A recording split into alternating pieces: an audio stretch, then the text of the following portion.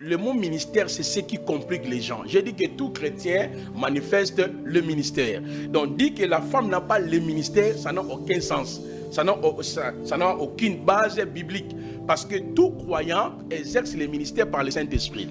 Mais la plus grande question... On va parler maintenant du ministère de la parole. Non, ça c'est ce que les gens ont ajouté, le ministère de la parole. Parce que la Bible dans Éphésiens 4 parle de dons. Il a fait des dons aux hommes, les dons aux hommes.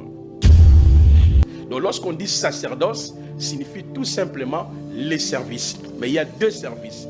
Les services que Yahweh avait confiés à la tribu de Lévi, précisément dans la famille d'Aaron et de ses fils. Tout sacrificateur était lévite, mais tout lévite n'était pas sacrificateur. Avant d'exercer même ces services-là, il y avait les prérequis que le Seigneur avait établis. Il y a les dons selon Éphésiens 4, apôtres, prophètes, docteurs, évangélistes et pasteurs. Donc quand moi j'enseigne, je suis en train d'exercer quoi? Le ministère. On m'appellera qui? Ministre. Absolument. Vous voyez, nous avons aussi les dons selon 1 Corinthiens 12 qui sont répartis en 3 catégories. Il y a les dons des révélations, les dons de la parole de connaissance, parole de sagesse, discernement des esprits. Il y a les dons de puissance, guérison, miracle et foi. Il y a les dons d'inspiration, les dons de la diversité des langues, les dons d'interprétation des langues, les dons de la prophétie. Vous voyez, tout celui qui manifeste ces dons-là, que tu sois homme ou femme, on t'appellera qui? Ministre de Dieu. Prenons le Seigneur Jésus-Christ dans Matthieu chapitre 28. Très bien. Matthieu 28, 19.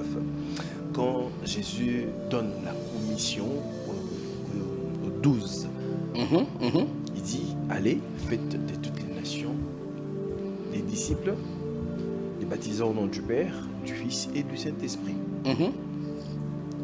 Pourquoi est-ce que quand la commission a été donnée, le Seigneur lui-même, le Seigneur Jésus, très bien, n'y avait-il pas de femmes qui avaient été commissionnées?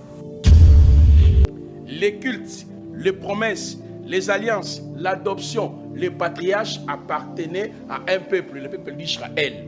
Romains chapitre 9, versets 4 à 6. Nous les nations, on n'était même pas comptés. Dans Éphésiens chapitre 2, 18 à 19, on nous dit, on n'avait même pas le droit de citer en Israël.